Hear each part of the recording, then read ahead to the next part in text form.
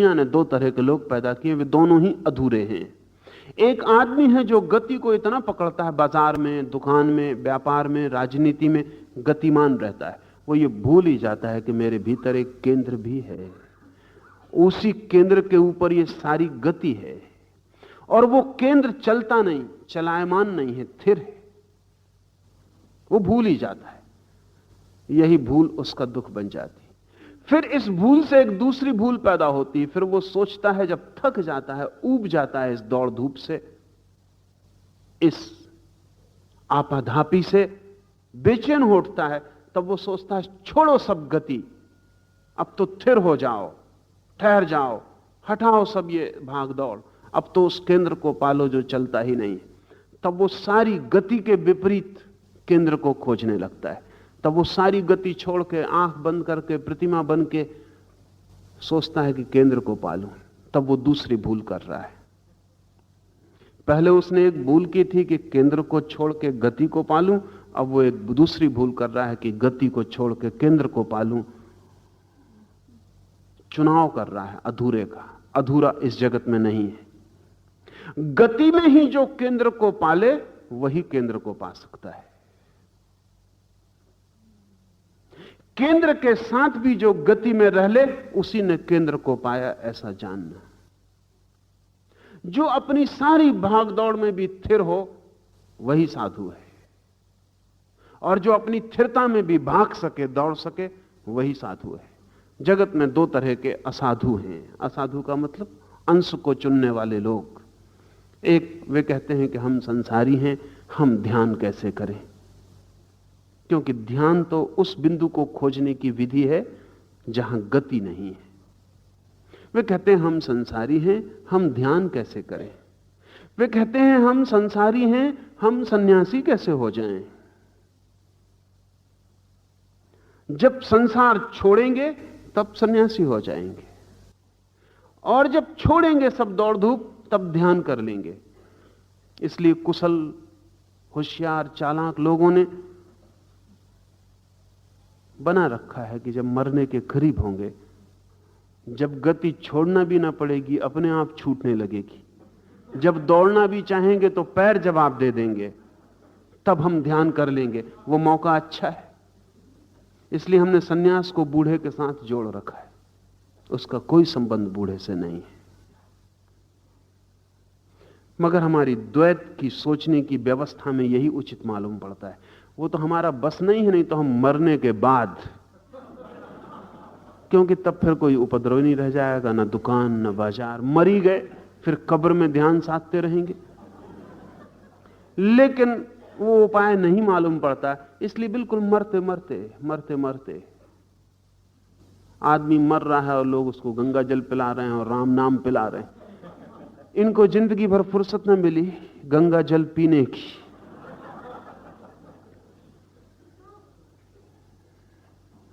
बहुत काम था, व्यस्त थे, और जल्दी भी क्या थी, आखिरी क्षण पी लेंगे। ये जो मेरे पास लोग आते हैं, वो कहते हैं कि हम संसारी हैं, हम ध्यान कैसे कर सकते। वो क्या कह रहे हैं? वो यही कह रहे हैं कि अभी हम गति में हैं, तो हम ठहर कैसे सकते हैं। उनको हम जरा और तरफ से समझें। आप किसी से जाके कहें कि मैं तो दिन भर काम में लगा रहता हूं, इसलिए विश्राम कैसे कर सकता हूं। विश्राम तो विपरीत है। किसी से आप कहें कि मेरा तो काम जागने का, मैं सो कैसे सकता हूं। लेकिन दिन भर आप जागते हैं और रात आप सो जाते हैं। न केवल इतना, बल्कि जितना ठीक से जागते हैं उतना ठीक से सो जाते हैं। सोना और जागना विपरीत आपको दिखाई पड़ते हों, विपरीत नहीं है, परिपूरक हैं। जो आदमी दिन में ठीक से जागा है, रात गहरी नींद सो जाता। जो आदमी दिन में ऊंघता रहा है, वो रात सो नहीं पाता। जो दिन भर खाली बिस्तर पर पड़ा रहा है, वो रात कैसे सो पाएगा। अगर हमारा तर्क सही होता तो जिसने दिन भर ऊंघने का अभ्यास किया उसको गहरी नींद आनी चाहिए, क्योंकि दिन भर का अभ्यास ही है। और अभ्यास का तो फल मिलना चाहिए। ये क्या उल्टा हो रहा है। और जो आदमी दिन भर गड्ढा खोदता रहा, लकड़ियां काटता रहा, पत्थर तोड़ता रहा, इसको तो रात नींद आनी ही नहीं चाहिए। दिन भर का अभ्यास जागने का। लेकिन जो दिन भर लकड़ी काटा है वो बिस्तर पे गिरता भी नहीं और नींद आ जाती। उसे पता भी नहीं चलता कि कब उसके शरीर ने बिस्तर को छुआ, उसके पहले उसके प्राण निद्रा को छू लेते। और वो जो आदमी दिन भर ऊँघता रहा है, अपनी आराम कुर्सी पे बैठा रहा है, बिस्तर पे लेटा रहा है, वो रात करवटें बदलता। आपको पता है ये करवटें परिपूरक हैं। जो दिन में नहीं कर पाया वो उसे रात में करना पड़ता। उतना श्रम तो करना जरूरी है। 1500 करवटें बदल के थोड़ा बहुत सुबह सुबह सो पाता है। ये करवटें जिसने लकड़ी फाड़ी है दिन में ही बदलनी उसने, और अच्छी तरह बदलनी। बिस्तर भी कोई जगह है व्यायाम करने के लिए।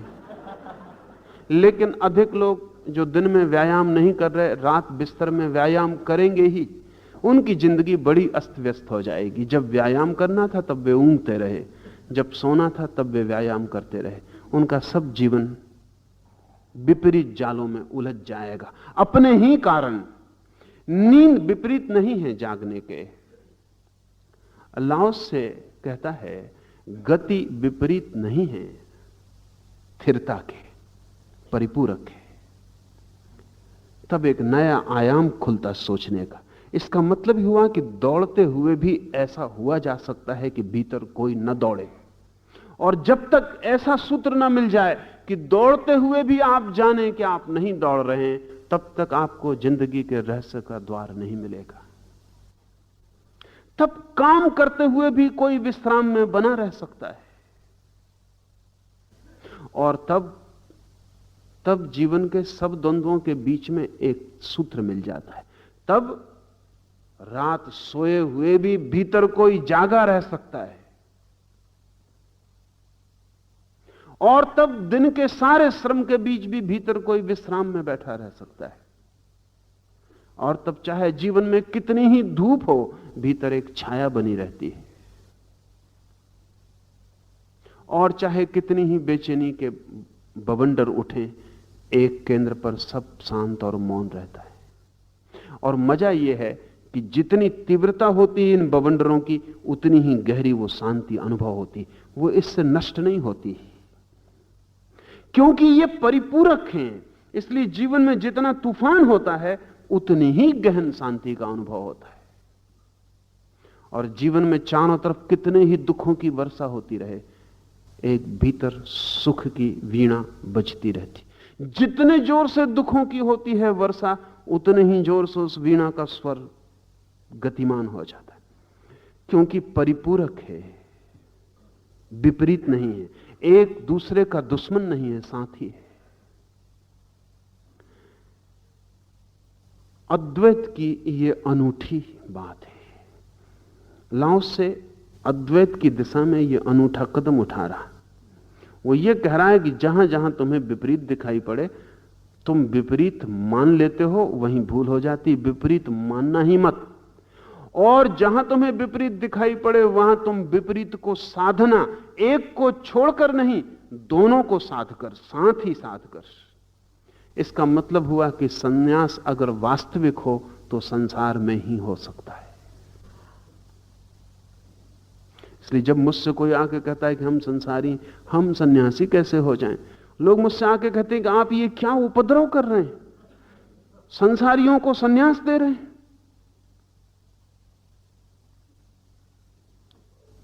सन्यास तो तभी हो सकता है जब कोई घर द्वार छोड़कर, सब छोड़कर भाग जाए। पलायन में ही सन्यास हो सकता है, त्याग में ही सन्यास हो सकता है। उनका कसूर नहीं है, द्वंद्व की भाषा में सोचने की आदत। मेरी दृष्टि में तो सन्यास हो ही केवल संसार में सकता है। और जिसका सन्यास संसार में नहीं हो सकता, उसका सन्यास कभी नहीं हो सकता। लाओ से कहता है इसलिए संत दिन भर यात्रा करता है और फिर भी यात्रा नहीं करता। बुद्ध 40 वर्ष तक चलते रहे। ज्ञान के बाद ज्ञान के बाद ही वो बुद्ध हुए। 40 वर्ष तक चलते रहे, एक गांव से दूसरे गांव, दूसरे गांव से तीसरे गांव, अनथक यात्रा चलती रही। एक शिष्य उनका मोग्गलान एक दिन बुद्ध को पूछता है, आप इतना चलते हैं, थकते नहीं? बुद्ध ने कहा, जो चलता हो वो थकेगा ही, मैं चलता ही नहीं हूं। मोग्गलान ने कहा, मजाक करते हैं आप, आपको अपनी आंखों से चलते देखता हूं। बुद्ध ने कहा, मैं तुम्हारी आंखों का भरोसा करूं या अपनी आंखों का? मैं भीतर देखता हूं, वहां कोई चलता ही नहीं है। तुम मुझे बाहर से देखते हो, वहां कोई चलता है। जो चलता है वो मेरी छाया है, जो नहीं चलता वो मेरी आत्मा है। और छाया के चलने से कोई थकता है? लेकिन आप थकेंगे क्योंकि आपकी छाया नहीं चलती। आपने छाया से अपने को एक ही मान रखा है।